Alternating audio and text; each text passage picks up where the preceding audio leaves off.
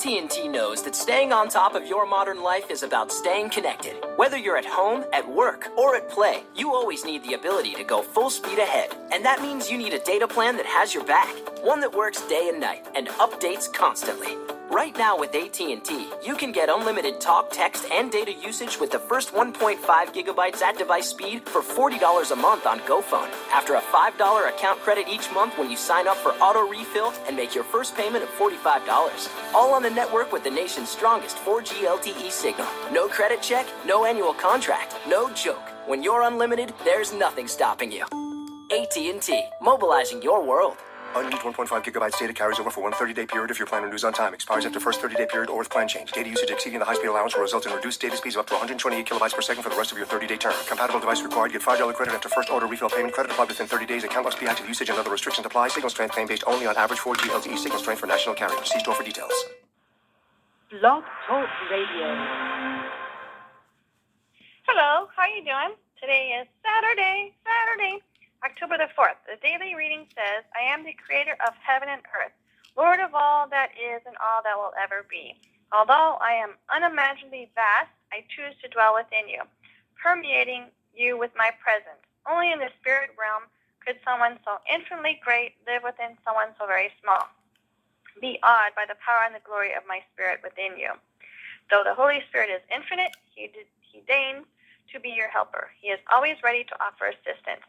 All you need to do is ask. When the path before you looks easy and straightforward, you may be tempted to go it alone instead of relying on me. This is when you are in the greatest danger of stumbling. Ask my spirit to help you as you go each step of the way.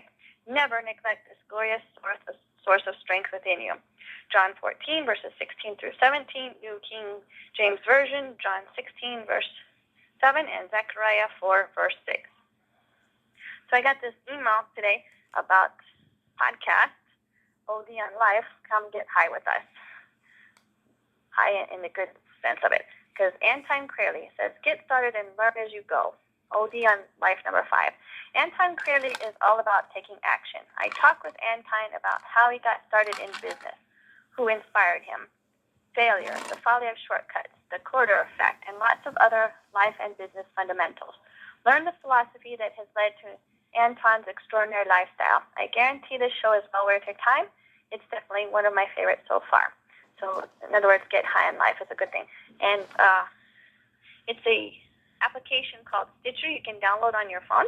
So I'll give you a taste of what it sounds like. So enjoy. Your friend who, whatever, her story is amazing. Yeah. If you look into biography, you start seeing the struggles that people went through. And Harry, I think it was on the roof of his van. He takes a check to himself for, I think, $10 million up there when he was just some guy going to auditions, you know? And if you understand that your heroes and role models went through all that stuff, then you realize you are where they were and you can get where they got. It's just doing what they did. Yeah, you know, the percentage of successful people that are successful because things were given to them is so small. When it comes to like this online business community, the business community as a whole, the people that just get stuff, you know, oh, their parents had a business, so that's why they're successful or something like that, those aren't the type of people that I know. Those aren't the type of people that I hang out with. Everyone's earned it themselves. And it's because they've had a positive attitude. Even when they're in a really crappy situation, they're looking for opportunities. So opportunity really is everywhere. And let's go back to like, okay, talking about different doors opening from, you know, just like that perspective. For example, with e-commerce. So I'm involved with e-commerce. I've been doing it since 2007. I sold a few businesses. I started building some more. And then in, I think like 2012 maybe, I started posting on different forums. And I was on business forums. And I was talking about e-commerce. And I saw that a lot of like these topics were kind of just ridiculous. And it was stuff that I didn't do myself. I knew a lot of the information wasn't really like the best out there. So I started answering posts. People liked what I had to say. So when people started asking me, can you give me coaching? You know, can I work with you? Can you basically mentor me? And I said no because I don't have the time. Right. But then I saw an opportunity. So just by being out there and posting on forums, I saw an opportunity. People asking questions, wanting advice. Okay, I'm going to record my knowledge and I'm going to put it into a video course and into an online community that'll help people that want to be helped. So did I start like my dropshipping course that's really successful now because like I'm lucky? No, I saw an opportunity because I was active in an online community and people wanted it. So there's opportunity everywhere. It just keeps snowballing. In the retreat I'm doing now, this thing that's happening in Shanghai, I'm doing it because when I was traveling through Southeast Asia a year and a half ago, I met a guy named Johnny. I told him about e-commerce. He started a successful business. I moved out here for a bit because the online community was so good. And now I came back, a year and a half later to run a retreat. So there's opportunities everywhere. It's not about luck. It's not about who you know. It's about just seeing opportunities and running with it. Yeah. Like we talked about back in the beginning, take action on when there's an opportunity. But the retreat we're doing now, the idea from this came from when Johnny and I were down in Koh Lanta. So that's in the south of Thailand. If anyone doesn't know, beautiful islands with some of the best scuba diving in the world. I'm down there with my friend. We're scuba diving. My friend has a podcast. We're sitting on the beach. I'm drinking a beer. We're recording a podcast. And I said, this life is so amazing. I wish people from my forum, could come out here. And I said, you know what? I'm going to invite people out here. I want to get them out here. So based on that one conversation, while I was drinking a beer with my friend on the beach, there's now over 100 people coming to Chiang Mai to learn more about e-commerce and make their stores earn more money. So it's not about luck. It's not about having things handed to you. It's about just having an idea and then doing something about it. Right. I just heard it was 70 like a couple weeks ago. Yeah, it's over 100. Yeah, right. That's so cool. You just made it happen. Mm-hmm. And, let's give Johnny a shout out. Travel Like a Boss podcast, JohnnyFD.com. Yep. Check him out. He's got a lot of great content. If you want to know about the immigration rate, was that yesterday or the day before? A few days ago, live blogging about it. Yeah, he didn't get thrown in a van, but a bunch of other people. Yeah. He was smart enough to say, I'm not getting in this van unless you arrest me. Yeah. Anyway, it all worked out fine. Yeah. It's entertaining stuff. He's got a lot of great content. Good stuff. And Johnny has helped a lot of people out too. Oh, yeah. I know he's exposed a lot of people to your course in particular. Yeah, definitely. Yeah. He found success that he tells people about it, and then what he does that I think is amazing and I'm really grateful for is he actually helps people that sign up. So I was saying, I don't actually get that many questions, but a lot of people will actually show up here in Chiang Mai, reach out to Johnny, and he's totally cool with just sitting down with them, taking a look at their e-commerce stores and helping them out. So I'm really grateful for that because it's helping my community grow also, and it's helping members that really just want to excel and learn more. Yeah, it's true. He's put a lot of stuff out there. Mm-hmm. I started following Johnny before I came over to Chiang Mai. Mostly just about Chiang Mai living and just for that inspiration of somebody who's done it. Right. And I wound up actually, funny enough, in the same room that he had one of his video reviews where he said, this is my whale couch at a place called the Pacific. I moved in the Pacific, and then he moved out, and I somehow transferred to that room because my corner room was too hot. Right. And I went, wow, man, I was watching this guy now. That's my whale couch. That's funny. It's so funny. Yeah, I have a vision board, too. I used to have a picture of the courtyard at Punk Space on the vision board. Right. It's like, that's where I'm going. Yep. And it happened. Cool. Oh, yeah, another thing I want to mention. If your business does fail, whether it's, whatever, it could be a dance studio, an online business, or whatever, you put some money into it, you lose the money, it could be publicly humiliating for a little while and all that kind of stuff. The funny thing to me is, that means whatever you want it to mean, right? Like, fact, you started a business. Fact, you put money into it. Fact, it didn't work out. Okay, those are all facts. The rest of it, what that means and what story you tell about that is all up to you. And I have a friend, whenever he screwed up and lost money, we were both in real estate. He was also messing around with some day trading. Whenever he lost a couple $1,000, lost a deposit on a property or something like that, he'd be like, hey, guess what? I just bought a seminar. That's a great way to I mean, people spend a lot of money on seminars. Oh, yeah. What does an MBA cost? What is even a bachelor's degree or an associate's degree cost, right? People think that they're impressed if you put $40,000 into getting a degree. Mm-hmm. But if you lose $4,000 on an attempt to start on a bet on yourself. Yeah, exactly. And I guarantee you learn a lot when you do that. Oh, yeah. So, what's the real risk, That's one big thing that the 4-Hour Workweek pointed out to me, too. I remember when I read that, one of the chapters was about what's the worst case scenario, So, let's say you quit your job and you invest, I don't know, whatever it is, $1,000, $2,000, up to $10,000 into a business. What's the worst thing that could possibly happen? And when people actually write down, what's the worst thing that could happen? And for me, at that time, when I was 21 and didn't have much to much to really lose, it was that, okay, I moved back in with my parents and I start over. I'm okay, I can take that chance. And I know different people are in different situations. So maybe if you're working at a full-time job and you're making a lot of money right now, you have a family, it's a little different. You're not going to risk everything. But maybe you could, stay up an extra 3 or 4 hours a night for a while and really hustle at it. So there's always opportunity. Yeah. I want to ask you too, again, back to the whole Midas touch thing. Yeah. Failure is also something that long-term can be a benefit, really. Yeah. I got to plug my game real quick. There's a space that's called falling forward. And if you land on that space, you go to what's called the forge, and you miss a turn.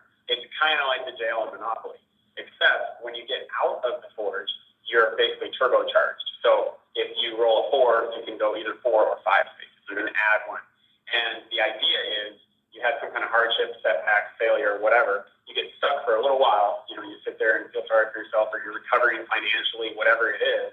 And once you're back on your feet and out there taking action again, you're tougher, you're more effective, you're wiser. Mm-hmm. So what do you think about failure and learning from it? Have you had any experiences? Yeah, I've had different failures, and this is one thing you said, like, people fail sometimes, and which, like, does that mean you should give up? Does that mean you're not cut out to be in your business? And no, because once you do reach success, once you're successful, no one's going to talk about your failures, no one's going to remember that, and that's really how it works. I think, like, every successful person I know has been through, you know, different points in their life where they're, you know, really high and they're really low. That's, you hear it all the time. Being an entrepreneur is a roller coaster. Sometimes you're doing great, sometimes you're not.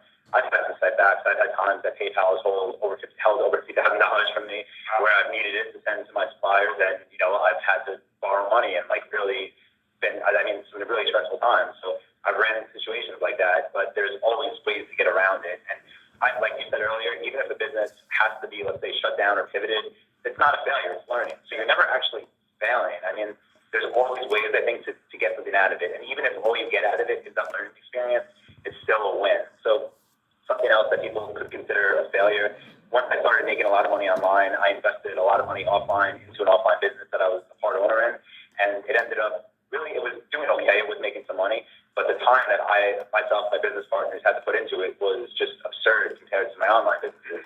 So not only did I actually have to invest a lot of cash, which I didn't with my online businesses, I also had to invest a ton of time. And because I had contracts with different locations, I also, like, I was committed to people, so I couldn't just say, okay, I'm done, and, like, throw my hands in the air and, you know, kind of walk away from it. I ended up selling the business. What was it? It was a digital signage company. So we would go into Dunkin' Donuts locations in New York, and we'd install LCD displays, and then we would sell advertising space on them to local businesses. So they would display things like local news, local weather, and then ads for different businesses in the towns would pop up. And was that like a revenue share with Dunkin' Donuts and you? It actually wasn't. No, they let us put in the displays simply because part of the ads, as it would scroll through the ads, it shows like weather and news. Really? Yeah, and then also we would promote their things too. So let's say like if you like donuts came out that month, or do flavored coffee. All right. So they didn't have to pay for these. Exactly. Yeah. I mean, I think it was a good deal for us, but it was a lot of work. It surprises me too. But we had to put out money for a big server. We had to buy different computers for each display. We had to buy the displays. We had to pay an electrician to go in and install them. And it was something that I was really like optimistic on. But in the end, it cost me a lot of time, and I pretty much broke even. So I consider that a failure. But again, I didn't think like, oh man, what am I doing? I didn't get down on myself. I thought, how can I change things? And again, I had contracts, so I wasn't about to walk away from it. I sold the business, not to make money, just to, be away from it, and that was it. Then I moved on. So, yeah, maybe it's a failure, but you learn. And what I learned then, that I don't want to do business online anymore. Right. So, yeah, it was a good experience. It made your Exactly. Yeah. e-commerce thing now. Yeah. Some other things like failures, like I like to gamble. So when I was young and I was making a lot of money, I was going to Vegas a lot, and I lost a lot of money gambling. And now I don't go to casinos as much, so it's something that I'm happy I got out of the way when I was 21, 22, 23 years old, but live and learn. So, yeah. You just had the discipline to just stop. Yeah. Okay. Yeah. Basically, yeah. Well, I know some people can't. Yeah. No, I'm pretty good with that. I have an addictive personality, but I know when it's time to stop at the same time. Okay. So, yeah, things have lost some. Like I was making a lot of money, and I kind of thought it was okay to lose a lot of money. And then, once like that PayPal thing happened, and they held a bunch of cash, I was like, what am I doing? Like, why am I? That could have been. Yeah, exactly. I could have that and so much more just sitting, in the account. But instead, like I'm just playing cards and just being an idiot, like partying too much. So I learned, I think, at like 23 years old, if not 22, that's not what I wanted to do. So it's kind of a good experience, So yeah, I lost a lot of money gambling. I had to borrow money to kind of get my business out of debt, but it was for the first 2 years, and that lesson from basically has changed the way I've done business for the past 7 years and made me like so much wiser. So sometimes failure is a good thing. I'm much happier it happened then than I did now. So do you try to hold more reserves now? Oh yeah, now I'm in an amazing state. Like my spending habits are completely different, and That's interesting. You went through that. I went through something really similar, and sorry to interrupt. No, it's fun. But I think our generation in general, we're the whole like easy credit card application thing, and car loan. Everybody's got the shiny new car that they're in debt for 5 or 10 years on. Rewind a couple generations. Like my grandpa lived through the tail end of the Depression. He was a World War II vet. When he was a kid growing up, they were still in that Depression. He was born in the 30s, and this is back when they rationed everything from like gasoline to shoes, right? And that guy lived very much within his means. I don't know if Somebody knew. I didn't really know what his means were, but I saw, pretty humble house in Amherst, New York, just outside of Buffalo. And, he went golfing all the time, but it was at the city course, and he drove this Chevy Chevette, I think it was, forever. And then the big splurge that surprised everybody was when he bought my grandma Chrysler LeBaron, which is like Tom Green, LeBaron. Yeah. But it was a convertible, so it wasn't very practical, especially up. Right? But it was, I don't know if it was an anniversary or birthday thing for my grandma or what, but everybody went, "Whoa, Grandpa bought a convertible?" That shocked us, And then when he passed away, I think I'm remembering roughly right, he had about $500,000 cash. Nice, yeah. Yep. And so when he was 80 years old, he had $500,000 sitting there, and he was still, keeping it for a rainy day. Mm-hmm. And now you've got plenty of people our age. You're starting in a few weeks. Okay, I'm 33. Yeah. A lot of people our age literally have a net worth. They have student loans still. They have a car loan. They have a mortgage that's like, if not 100% of the value of their real estate, it's really close. Or if they bought it before the bubble burst, their loan might be more than the house is worth. Anyway, they have this negative net worth. And boy, when you have a negative net worth with not much in cash reserves, if you lose your job, you're done. What are you gonna do? Yeah, bankrupt. Yeah. Or if you're running a business and you have a cash flow crunch like that, maybe you'll get lucky and be able to scrounge up some money for a bridge loan or something. Yes. But man, wouldn't it be better to have the reserves there? Yeah. You're good. One thing that